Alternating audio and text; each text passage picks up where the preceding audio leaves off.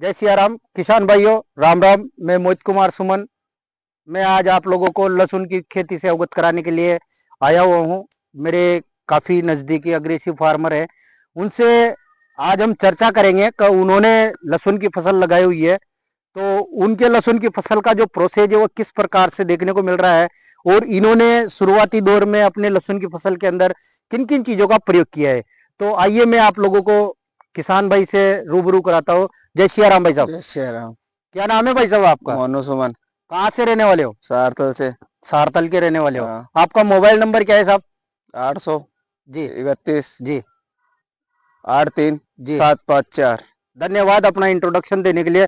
तो भाई साहब, आपने ये लहसुन की खेती कितने बीघे में कर रखी है? 4 बीघे में। 4 बीघे एरिया में इन्होंने लहसुन की फसल लगा रखी है। तो भाई साहब, आपने जब लहसुन की बुआई की होगी तो जमीन को तैयार किया होगा हाँ हकाई जुताई करके। हाँ तो इसकी प्रसार में आपने क्या क्या चीज का प्रयोग किया था? सुपर डाला था आपने? हाँ। डीएपी का? 1.5 बीघा डाला था। और जो म्यूरेट ऑफ पोटास आता है, नमक मिर्ची वाला पोटास, उसका प्रयोग किया था आपने? हाँ। अच्छा, चलो धन्यवाद। आपने इतने अच्छे तरीके से अपनी, और इसके जब आपने लहसुन का बीज तैयार किया तो उसको उपचार किया या नहीं किया? उपचार किया। किया। हाँ चलो धन्यवाद साहब। देखो किसान भाइयों, आप सभी से मेरा निवेदन है कि कोई भी फसल की बुआई करो तो उसको बीज उपचार करके ही बुआई करें।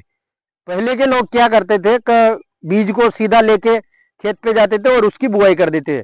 पर आज के समय में और पहले के समय में ये डिफरेंस आ गया कि पहले लोग खेतों के अंदर गोबर की खाद का प्रयोग किया करते थे, तो उसके अंदर जो लाभकारी किसान मित्र जो कीट होता है जिसको केचुआ बोला जाता है, तो वो केचुआ क्या है कि जो बैक्टीरियल फफूंद, जो हानिकारक फफूंद होती थी ना, उसका भक्षण कर लेते थे। तो और आज के समय पे क्या है कि लोग क्या करते हैं, केमिकल का प्रयोग करते हैं। उससे क्या है कि कई प्रकार की फफूंदे, कई प्रकार के हानिकारक कीट भूमि के अंदर उत्पन्न हो जाते हैं। तो इन चीजों को नियंत्रण करने के लिए आपको बीज का उपचार करना बेहद जरूरी है। इससे आपकी फसल की रौनक भी अलग ही देखने को मिलेगी, और उससे आपकी फसल का जो प्रोसेस होगा वो भी काफी बेस्ट देखने को मिलेगा। तो भाई साहब, आपसे पूछना चाहूंगा, अभी आपने इसकी फर्स्ट बार निंदाई करके जो बेसल डोज में आपने खुराक दी थी इसमें, हाँ तो उसके अंदर आपने माइक्रोराइजा का प्रयोग किया। हाँ। उसके बाद आपने 80% WDG सल्फर का प्रयोग किया। किया उसके साथ में कीटनाशक भी प्रयोग में लिया होगा। किया। चलो धन्यवाद आपको इस चीज के लिए। और आपको एक चीज की एडवाइस करना चाहूंगा, सिफारिश करना चाहूंगा। जैसे आपकी फसल का समय लगभग 35 से 45 दिन के अंदर आ जाए, तो उस समय पे आपका जो जमीन में आपने पोटाश डाला हुआ था वो क्रिया करना स्टार्ट कर देगा। तो फर्स्ट बात तो आपको पोटाश का खर्चा करने की जरूरत नहीं है। कई बार क्या होता है, लोग बाग जब 45 50 60 दिन की अवस्था आती है, तब लहसुन के खेत के अंदर म्यूरेट ऑफ पोटाश का प्रयोग करते हैं। साहब हमने पोटाश डाल दिया। सल्फर की बात करें तो जो 5 स्टार सल्फर आता है 85% वाला, उसका छिट्टा मार देते हैं। मानते हैं वो फफूंद की लिए काम करता है ऊपर पत्तियों पे, वो जड़ में काम नहीं करेगा। क्यों? क्योंकि आप अगर प्रैक्टिकली करना चाहो तो देख सकते हो, सल्फर का जो आप 85% वाला 5 स्टार वाला जो सल्फर आता है, उसको एक पात्र लेना, उसके अंदर उसको डालना, आप अंगुली से नीचे दबाओगे तब भी वो जल में घुलनशील नहीं होगा। वो केवल ऊपर पत्तियों पे रुका रहेगा। तो आपकी पत्तियों पे कोई भी प्रकार की, जैसे डाउनी मिल्ड्यू होगी, पाउडरी मिल्ड्यू होगी, ऊपर से लगने वाली जो बीमारियां हैं, उनको वहां का वही नियंत्रण रखेगा। और जो जमीन में आप वाटर सोल्यूबलाइजेशन वाला जो सल्फर डालोगे, आप जो फुल फास्ट जल में घुलनशील रहता है, उसको डालोगे तो वो जमीन के अंदर जो सल्फर की कमी है उसको भी पूरी करेगा, और उसके साथ साथ में जो जमीन से लगने वाली पाउडरी मिल्ड्यू या डाउनी मिल्ड्यू की जो समस्या है उसको काफी हद तक कवर करते रहेगा। तो आप लोगों को, मैं सभी किसान भाइयों को इस बात की सलाह देना चाहता हूं, और आपसे पूछना चाहता हूं कि इस बताना चाहता हूं आपको कि जब आपका लहसुन लगभग 50 से 60 दिन के अंतराल में आ जाए, तो एक बार इसके ऊपर मेटालेक्सिम मेनकोजेब या फिर सिंगल M45 जो आता है, उसका प्रयोग आप इंसेक्टिसाइड कीटनाशक के साथ में करना, जिसमें आप कीटनाशक लेमड़ा थाइमोथक्सम प्लस जो आता है, लेमड़ा और थाइमोथक्सम दोनों का कॉम्बिनेशन आता है, जिससे आप लोग कुचर की दवा बोलते हो। तो उसके साथ में एक पाउच भी आता है, उसको ले लेना दुकान वाले से, वो निःशुल्क आता है। उसका बढ़िया बॉडी पे मालिश करके एक बार उसका हल्का सा इसको कीटनाशक युक्त कर देना, ताकि इसमें कोई भी प्रकार के रस चूसक कीट का अटैक ना हो।